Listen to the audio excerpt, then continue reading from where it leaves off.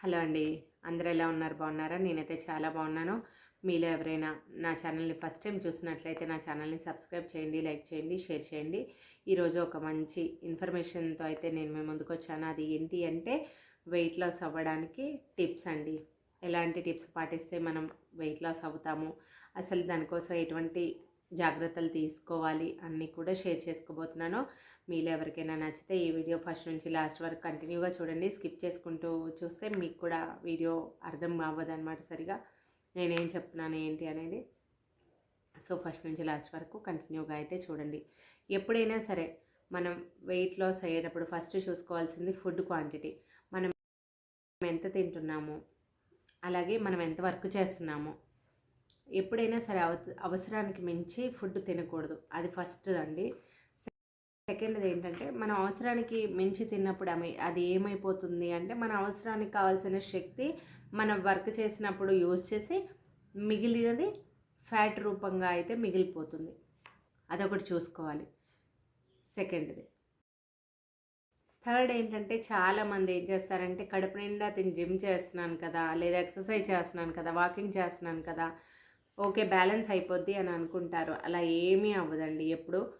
ఎప్పుడైనా మనకి వెయిట్ లాస్లో ఉపయోగపడేది 80% డైట్, 20% మాత్రమే ఎక్సర్సైజ్, జిమ్ ఇలాంటివి ఏమైనా వర్కౌట్స్. 80% రోలు ఫుడ్సే వహిస్తాయండి మన వెయిట్ లాస్లో. చాలామంది ఏం చేస్తారంటే కడుపు నిండా తినేసి ఎక్కువగా తినేసి వెళ్ళి వర్కౌట్ చేసేస్తున్నాను బ్యాలెన్స్ అయిపోద్ది అనుకుంటారు, కానీ అలా అవ్వదు అసలు ఎప్పుడు. కాబట్టి అతిగా తినకూడదు. ఎప్పుడైనా సరే మన కడుపుకి ఎంత అవసరమో అంతే తినాలి. ఇది బాగుంది కదా ఇవాళ ఒక ముద్ద ఎక్కువ తినేద్దామని అయితే అనుకోకూడదు. ఒకవేళ మీరు బాగా వర్క్ చేస్తున్నారు, ఆ రోజంతా మీకు హెవీ వర్క్ ఉంది, అలాంటి రోజు తినండి, నో ప్రాబ్లం. అలాంటి రోజు మనం ఒక ముద్ద ఎక్కువ తిన్నా వర్క్ ఎక్కువ ఉంది కాబట్టి బ్యాలెన్స్ అయిపోతుంది అంతే తప్ప అవసరానికి మించి తినడం అనేది ఫస్ట్ తగ్గించాలి. ఇంకొకటి ఏంటి అంటే ఎప్పుడూ కూడా మనం ఈ డ్రింక్ తాగితే ఒక వారం రోజుల్లో తగ్గిపోతారండి అని చెప్తూ ఉంటారు చాలామంది. అటువంటి మిరాకిల్స్ ఎప్పుడూ జరగవు రియల్ లైఫ్లో. నిజంగా చెప్తున్నాను.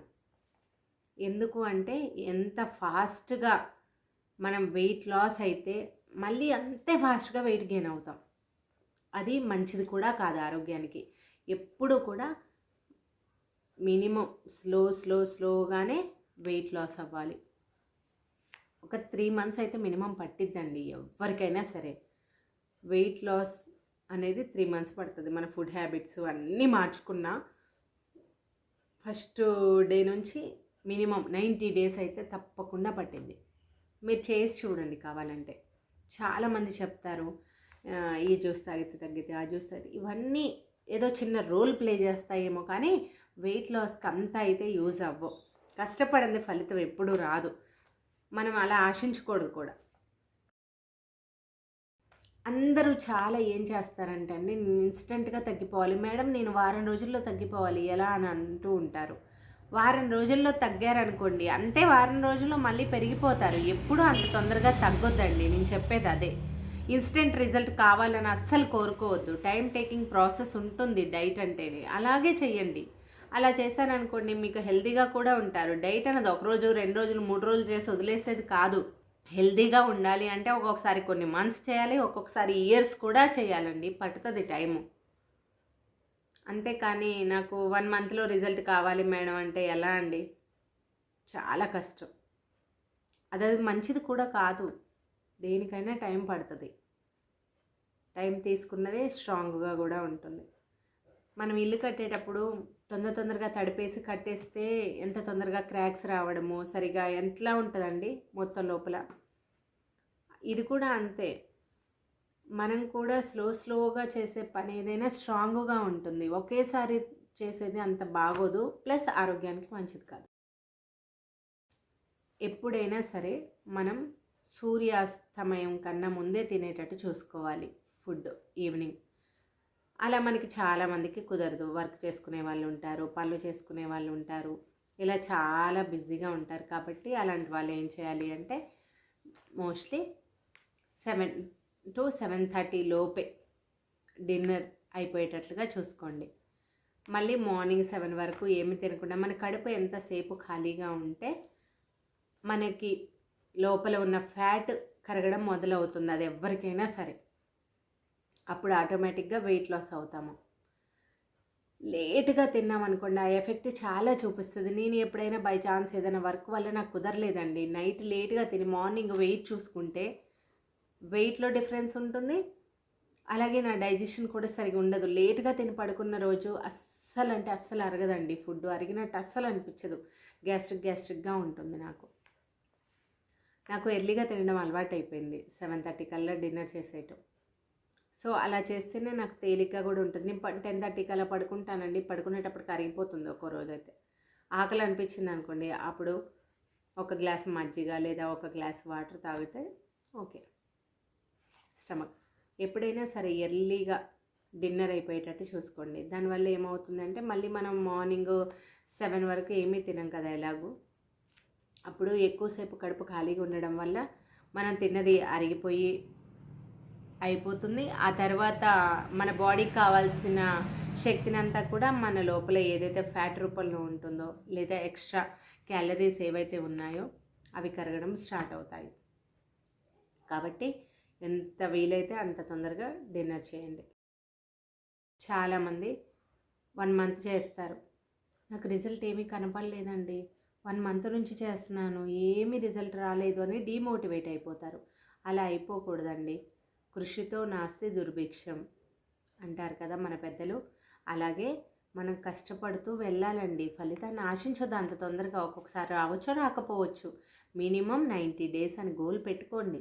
అప్పుడు మీరు 1 మంత్లో తగ్గపోయినా సెకండ్ మంత్ నుంచి అయినా స్టార్ట్ అయింది. 100 కేజీస్ ఉన్న వాళ్ళు 60 కేజీస్ వరకు తగ్గడం చాలా ఈజీ, కానీ 60 ఉన్న వాళ్ళు 50కి తగ్గడం చాలా కష్టం. అంత టఫ్గా ఉంటుంది వెయిట్ తగ్గేటప్పుడు బాడీకి. మనం అంత ఓవర్ వెయిట్ నుంచి తొందరగా తగ్గిపోతామండి. కానీ వెయిట్ తక్కువ ఉన్న వాళ్ళు అందులో తగ్గాలంటే 5-6 కేజీస్ చాలా టైం పడుతుంది.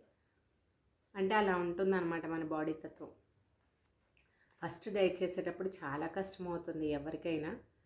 కాకపోతే వాళ్ళు గట్టిగా అనుకొని నిర్ణయించుకుంటే తప్పనిసరిగా వాళ్ళ గోల్ అయితే రీచ్ అవుతారు.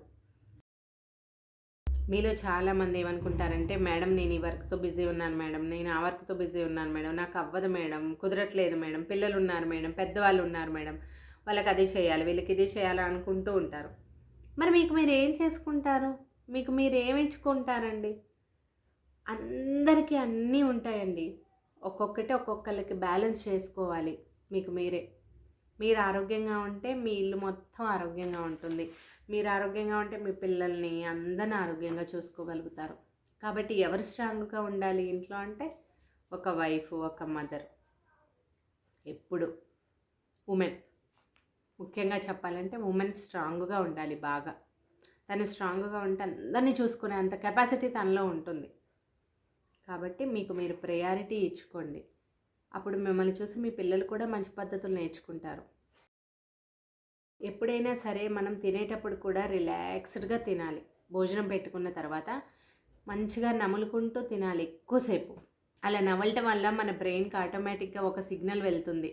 అలా నములుతూ తినడం వల్ల ఆ సిగ్నల్స్ వెళ్ళి మనకి సిగ్నల్ పంపించేస్తుంది స్టమక్ బ్రెయిన్కి. ఏమని అంటే ఫుడ్ సరిపోయింది అన్నట్టుగా ఒక సిగ్నల్ పంపిస్తుంది. కాబట్టి ఎప్పుడైనా ఆహారాన్ని నములుతూ తినడం వల్ల, మంచిగా నములుతూ తినడం వల్ల సరిగ్గా జీర్ణం అవుతుంది, మనకి తొందరగా కడుపు నిండిపోతుంది. తినేది ఏదైనా సరే కొంచెం హెల్త్గానే తినండి. కడుపు నిండా అస్సలు తినొద్దు. కడుపు నిండా తిన్నాం అనుకోండి కంటి నిండా నిద్ర వస్తుంది. కంటి నిండా నిద్ర వస్తే ఒంటి నిండా కొవ్వు వస్తుంది. తినేటప్పుడు ఎప్పుడైనా సరే టీవీ చూస్తూ ఫోన్ చూస్తూ అస్సలు తినకూడదండి. ఇది చాలా పెద్ద మిస్టేక్. ఎందుకు అంటే అవి చూసుకుంటూ తినడం వల్ల మనం అవసరానికి మించి ఎక్కువ తినేస్తాం మనకు తెలియకుండానే. కాబట్టి ఫోన్ చూస్తూ టీవీ చూస్తూ తినడం అస్సలు చేయొద్దు. మీరు అలా చేశారనుకోండి మిమ్మల్ని చూసి పిల్లలు కూడా అలాగే నేర్చుకుంటారు కదా.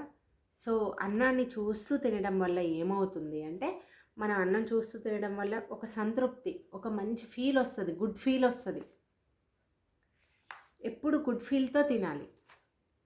అంతేకాని అది చూసుకుంటూ ఇది చూసుకుంటూ ముచ్చట్లు పెట్టుకుంటూ అలా తినకూడదండి. అందరూ ఒకేసారి పెట్టుకొని కబుర్లు చెప్పుకుంటూ తినండి. మంచిది, చాలా మంచిది. దానివల్ల ఏంటంటే అవసరానికి మించి తినరు మీరు.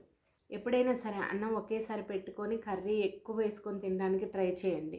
మళ్ళీ సెకండ్ టైం అన్నం పెట్టుకోవాలి అనే థాట్ రానివ్వకండి.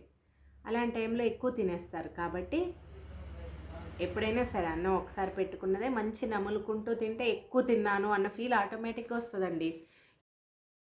ఇంకోటి ఏంటి అంటే వెయిట్ లాస్ ఎప్పుడూ కూడా ఇష్టంగా చేయాలి, కష్టంగా చేయకూడదు. మనం ఇష్టపడి చేసినప్పుడు ఆ జర్నీ చాలా బాగుంటుంది. మనకి ఏదైనా, మనకి ఎవరైనా ఒక పని చెప్పారండి, మనం ఇష్టపడి చేసామనుకోండి ఒకలా ఉంటుంది, వేరే వాళ్ళు బలవంతంగా మనతో చేపిస్తే ఒకలా ఉంటుంది. మన బాడీకి కూడా మనం ఇష్టపడి చేపించాలి, కష్టపడి చేపించకూడదు. మీరు తినే ఫుడ్ కూడా మంచి క్వాలిటీ ఉన్న ఫుడ్నే తీసుకోండి.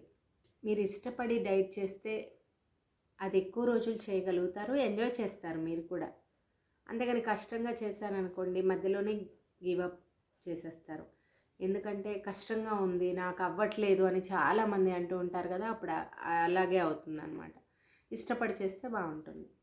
ఈ పాయింట్స్ అయితే చాలా ఇంపార్టెంట్ అండి.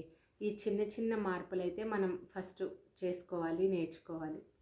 ఇలాంటి చిన్న చిన్న టిప్స్తో కనుక మీరు వెయిట్ లాస్ స్టార్ట్ చేశారంటే మీరు కూడా తప్పకుండా సక్సెస్ అవుతారు. వీడియో నచ్చినట్లయితే ఒక లైక్ చేయండి. ఇంకా ఎలాంటి వీడియోస్ కావాలో నాకు కామెంట్ చేయండి. Thank you for watching. Stay positive, stay healthy. Take care. Bye bye.